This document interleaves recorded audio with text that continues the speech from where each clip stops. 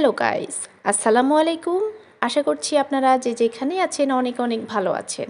আমন্ত্রণ জানাচ্ছি সামুদ্রিক মাছ রান্নার রেসিপি দেখার জন্য। আপনারা কি জানেন সামুদ্রিক মাছে প্রচুর আয়োডিন?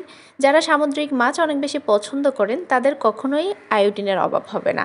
আর আমরা যেহেতু সমুদ্র পাড়ের মানুষ, তাই দেখবেন যে সবসময় আমি সামুদ্রিক মাছের রেসিপি অনেক বেশি শেয়ার করছি। এগুলোকে আমরা সাদা পোয়া মাছ নামেই চিনে থাকি। আপনারা কী মাছ বলেন অবশ্যই জানাতে পারেন। তবে সচরাচর সাদা পোয়া মাছটা আমাদের খুব কমই খাওয়া হয়। আর লাল পোয়া মাছটা বেশি কেনা হয়, কারণ হচ্ছে লাল পোয়া মাছ দিয়ে সবজি রান্না করা যায় এবং টেস্টটাও অনেক বেশি থাকে। এ পর্যায়ে রান্নার জন্য মাছগুলোকে কুটিয়ে বেছে ধুয়ে ফ্রেশ করে নিয়েছি আর সরাসরি চলে এসেছি চুলায়। একটি হাঁড়িতে দিয়ে দিচ্ছি পরিমাণ মতো সয়াবিন তেল, পেঁয়াজ কুচি, রসুন বাটা আর স্বাদ মতো লবণ। এখন নেড়ে চেড়ে একটু পেঁয়াজটাকে নরম নরম করে ভেজে নিচ্ছি। এ পর্যায়ে দিয়ে দিব বাকি উপকরণগুলো: হলুদের গুঁড়া, মরিচের গুঁড়া আর ব্যবহার করব মাছের মশলা। আমরা 1 প্যাকেট মাছের মশলা কিনলে দেখা যাচ্ছে 5-6টা মাছের তরকারিতে ব্যবহার করে থাকি অল্প অল্প করে। আপনারা চাইলে এই মাছের মশলাটা কমিয়ে বাড়িয়ে আপনাদের স্বাদ অনুযায়ী ব্যবহার করতে পারেন। বিশেষ করে যে মাছগুলো সরাসরি রান্না করি সে মাছে আমরা মাছের মশলাটা ব্যবহার করে থাকি, এতে করে টেস্ট অনেক ভালো আসে।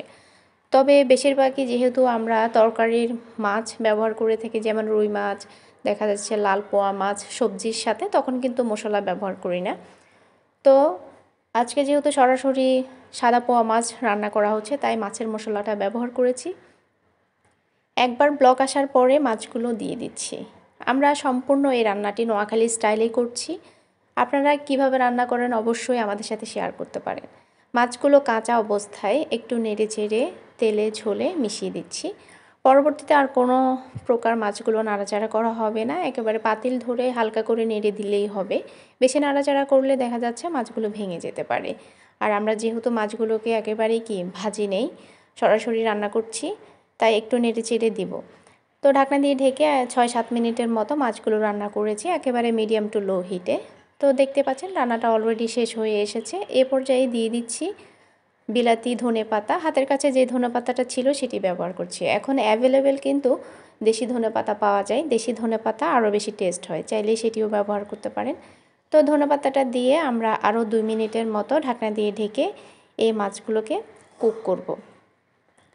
তো আমাদের আজকের এই সহজ সাদা পোয়া মাছ রান্নাটি আপনার কাছে কেমন লেগেছে অবশ্যই মিষ্টি একটি কমেন্ট করে জানাতে পারেন। আর রেসিপিটি যদি আপনাদের এতটুকু ভালো লেগে থাকে, আপনাদের ফ্রেন্ডস এবং ফ্যামিলির মাঝে শেয়ার করে দিতে পারেন। আপনাদের সাপোর্ট আর ভালোবাসা পেলে ইনশাআল্লাহ পরবর্তীতে আরও অনেক সুন্দর সুন্দর ভিডিও নিয়ে হাজির হয়ে যাব। আজকে তাহলে এই পর্যন্তই। সবাই ভালো থাকবেন। আল্লাহ হাফেজ।